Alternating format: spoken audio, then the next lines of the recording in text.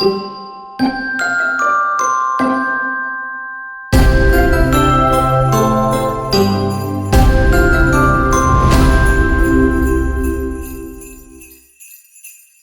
everyone and welcome to day 20 of our CADvent calendar and day 10 of our Inventor series. This is the last video in our Inventor series and we're looking at bringing it all together and creating some drawings. Much like Revit, for anyone that joined us yesterday, we kind of say that you get your drawings for free when it comes to Inventor, just because all the work's done. You just need to add some dimensions or place some views and tell Inventor how you want to display them. So we've created parts, we've created assemblies, and we've created a presentation exploded view, and we can use all of those inside a drawing in Inventor. So let's just share my screen and let's shrink myself down into the corner and let's show you what it's all about. So I'm within the jet engine sample that we've been using in this series. And what I'm going to do within that file is I'm going to right click at the assembly level. You could do this in a part. I'm going to focus on the assembly just to keep it simple and show you one example, but the same process is true of single parts. I'm going to right click on the top level and I'm going to say create drawing. Choose whether you are working with a DWG or an IDW. I would recommend a DWG, and create the file. This is template driven, so this will bring in your title block and anything else that you've got set by default, and it will place you down a default view which you can drag around your screen. So by default, it's in this case it's giving us a nice ISO view, but actually I want a top view as my default view and I want it to appear just there on the left hand side. It will automatically allow me to project views, so I can project views front and back. I can also project an ISO view, and I can also project the other areas around. And if I just cancel that and go back in, all of those are based on whether we're looking at the top of the model, the left of the model, or the right of the model. So generally speaking, it works really well, and you're kind of getting what you would expect to get based on the projection of that view.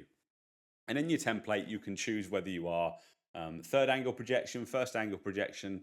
It depends on your working style. But once you've placed down your views, you will end up with, let's just get rid of this top one. We don't need that one in there. Done one too many. Let's right click and delete that view. Yes, please. And let's just move that one up over here and this one to the right. So we very quickly get some drawing views. Each view can be double clicked and controlled. So I want to have the shaded view shaded. It's done them at 1 to 4. Let's see if we can round that up to 1 to 5. Just make them all a little bit smaller. The ISO views are generally standalone, whereas these orthographic views are going to be linked back to the parent. So if I change the parent to shaded, the children views also change to shaded. Likewise, if I change the parent view to 1 to 5, the children views will also update to 1 to 5. So I can place my views down really easily, and that includes the ability to create more specific views, such as a detail view, to hone in on specific detail of a certain view within a certain shape. So I can say that I want a detail view called detail A around the area of this circle. That then gives me another view that I can further look at, change the scale of, so on and so forth. We can create section views using our existing views, sketching over the views to create things like section lines before placing down the sectional information of that particular component. Again, everything is labeled for you and it's starting to work really, really nicely. Again, you're getting the idea that, as we say, you get those drawings.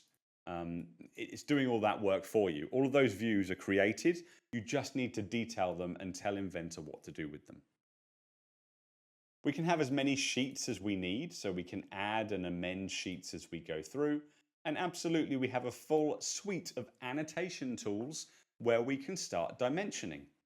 Now the workflow here is slightly different. If we were creating from a part, we can reuse a lot of what we have inside of 3D and sketches.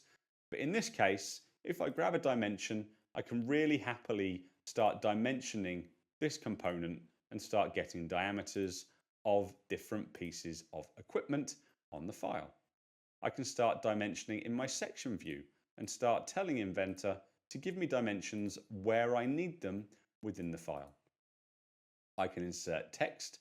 I can insert hole notes if I've got any holes within my file, which I have just around here, but Inventor is being a little bit finicky. I won't do those right now.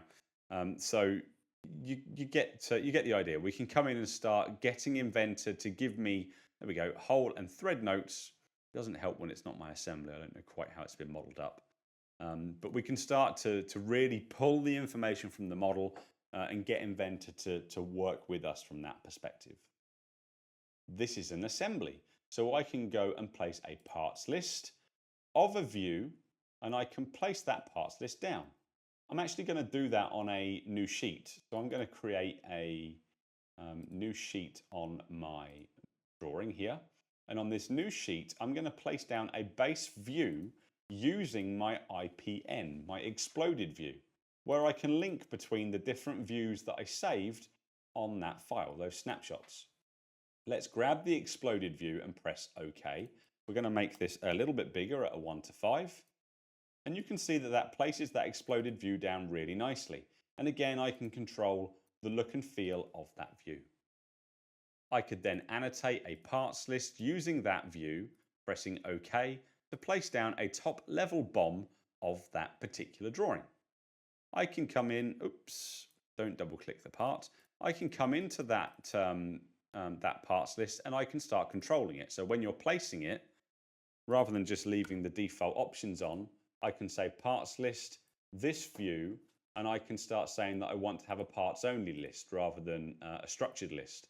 And I can really go to the nth degree and controlling exactly how Inventor is giving me that feedback. Tables can be broken so that they can split across multiple pages. It really allows me to work in the way in which you want to. But it's quick, it's easy, it does what you want it to do, and it really allows you to build up those components really quickly. As a quick tip, again, leverage shortcuts in Inventor. If you've got a component, and I'm going to use my good friend, the rectangle example again. If you've got a component where on a sketch, we have placed some dimensions. We finish those dimensions and we make an extrusion. We then maybe use annotation tools inside of the assembly to place model annotations on the part.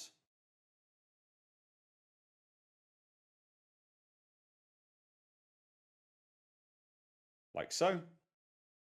I've now got 3 dimensions that I can use on a drawing. So if I save this away, create a new drawing of this file using my template, when I place down those views, I can say that I want to retrieve the model annotations used aligned to that face. So because I've looked at the front view, it's picked up this 3D model annotation. If I look at the top view, if I don't press escape too early, if I look at the top view, I can retrieve annotations that were placed on the sketch. Therefore, automatically giving me the ability to pull things that I've already used and just do it once. When I'm modeling an Inventor, I actually like to use those 3D model annotations in the parts and in the assemblies. They're already there, they're just turned off. I place them as I create the components. That means that when I place my drawing views, I can retrieve them, tidy them up, move them into place, and there we have it, we have our drawing. And that is all I wanted to share. It's been a whistle-stop tour of Inventor, really high-level stuff. We haven't gone into detail, but 2 calls of action. Number 1, go and have a look at our YouTube channel. Across this series, we've done 10 videos on Revit and 10 videos on Inventor, both the same high level, but hopefully showing you a little of a lot. Go and look at our other videos out there and see what we've got to learn more. but more importantly, reach out and see what the next steps are for you in perhaps a more one-to-one setting where we can really take it to the next level and teach you how to use the likes of Inventor, the likes of Fusion, Revit, there we go, and other tools in the Autodesk portfolio to get you to where you need to be. Thank you ever so much for watching, and join us tomorrow on the 21st video in CADvent for a surprise. Until then, take care. See you soon. Bye-bye.